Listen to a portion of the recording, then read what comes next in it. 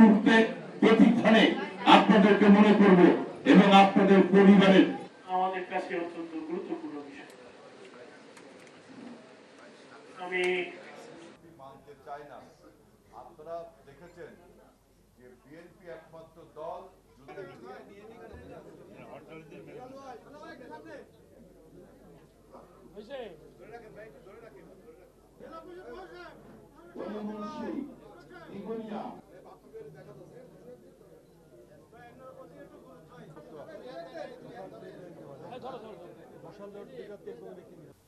যত নেতা কর্মী যত পরিবার ধরে গেছেন সবাইকে এক কাতারে নিয়ে আসতে হবে, সবার নাম লিপিবদ্ধ করতে হবে। মঞ্জু ভাই বলেছেন আমরা দায়িত্বে আছি, আমরা তাদেরকে পুনর্বাসন করার চেষ্টা করব। আমরা না পারলে আমাদের মাননীয় প্রধানমন্ত্রী তার কাছে আমরা আমাদের দাবি নিয়ে যাব।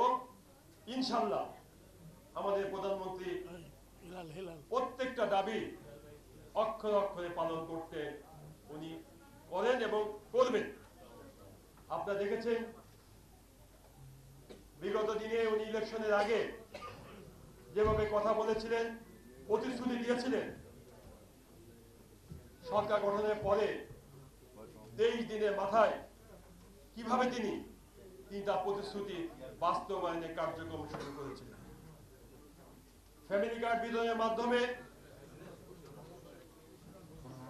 ইমাম মুয়াজ্জিম পুরোহিতদের ভাতা প্রদানের মাধ্যমে, জাতীয় পর্যায়ে খেলোয়াড়দের ভাতা প্রদানের মাধ্যমে এবং কৃষক কার্ড বিতরণ শুরু হয়েছে, আগামীতে আনুষ্ঠানিকভাবে শুরু হবে।